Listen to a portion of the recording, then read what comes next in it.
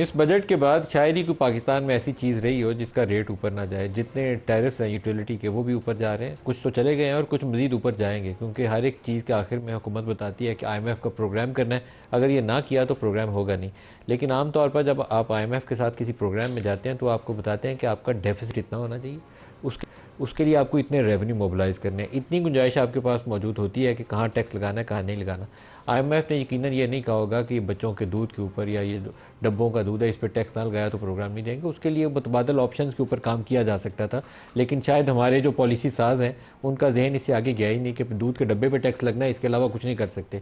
इसी तरीके से पाकिस्तान में जो एक तबका टैक्स से नहीं भाग सकता वो है salaried class, at source deduct हो जाता है, चाहे गवर्नमेंट एम्प्लॉइज़ हो चाहे प्राइवेट सेक्टर के हो।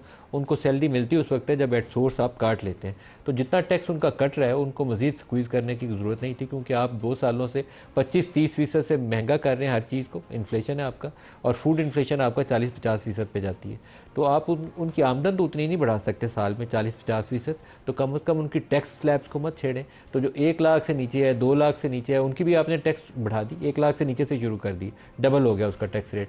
और जो 10 मिलियन से ऊपर चला जाता है उसके ऊपर आपने 10% सरचार्ज भी लगा दी। और साथ क्या किया आपने, प्रॉपर्टी के ऊपर टैक्स इंट्रोड्यूस करवाए जो करवाने चाहिए थे।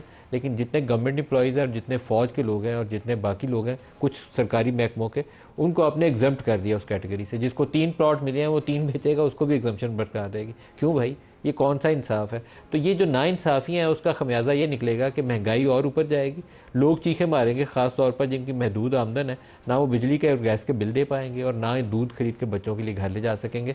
तो फिर वो क्या करेंगे, फिर वो चीखें मारेंगे, प्रोटेस्ट करेंगे, और नहीं करेंगे तो उनका सर्वाइवल मुश्किल हो जाएगा। तो बजट के अंदर कुछ चीज़ें जो है वो गैर दानशमंदाना तरीके से की गई हैं, और सर्वाइवल पाकिस्तान की एट स्टेक है वो हमें नज़र आता है। लेकिन उन सेगमेंट्स पे बोझ डालने की ज़रूरत थी जिनके ऊपर टैक्स का बोझ कम है, जो आमदन तो कमा रहे हैं, घर लेकर जा रहे हैं, पैसा टैक्स नहीं दे रहे।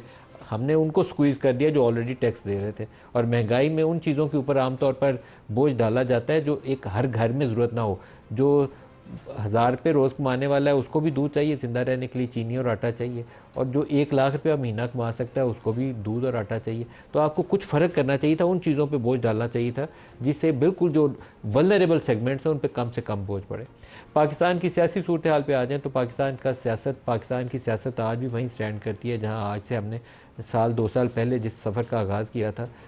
बेयकीनी, और बेयकीनी में हर रोज़ इजाफा हो रहा है। 8 फरवरी को इंतखाबात से लोगों को आस उम्मीद थी कि इंतखाबात हो जाएंगे तो हल निकल आएगा, हल फिर नहीं निकला। पहले एक बड़ी सियासी जमात से हमने बल्ले का निशान छीन लिया, तहरीक इंसाफ से, कि इससे ये इलेक्शन हार जाएंगे, आगे नहीं जा सकेंगे। वो केस भी अभी तक सुप्रीम कोर्ट के सामने लगे हुए हैं, उसका भी नतीजा निकलना बाकी है। फिर 8 फरवरी को लोगों ने वोट जिनको डाला वो फॉर्म 45 और 47 की नज़र हो गया।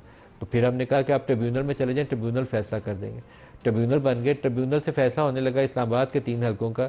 इस्लामाबाद हाई कोर्ट के एक सर्विंग जज, और उनका तरीकाकार भी हुकूमत, ये मौजूदा PDM वाली जो है, इसने खुद तय किया हुआ था। हाई कोर्ट से नाम आएंगे, इलेक्शन कमीशन उनको लगाएगा, केस सामने जाएंगे, फैसला होने की स्टेज आई तो फिर परेशानी लाक होगी कि ये ना हो कि हमारे चंद MNAs MPs जो हैं ये उड़ा दें।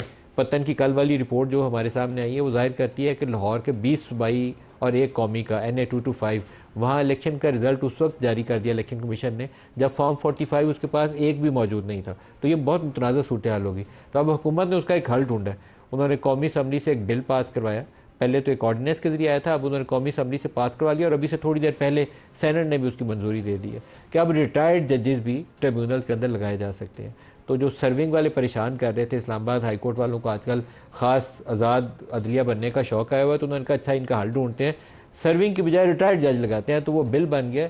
तो अब ये जो जिन लोगों को शौक़ था कि उनको इंसाफ मिलेगा ट्रिब्यूनल से, मेरा ख्याल है कि अल्लाह खैर रखे, वैसा ही इंसाफ मिलेगा जैसे पाकिस्तान में हमेशा इंसाफ मिला करता है।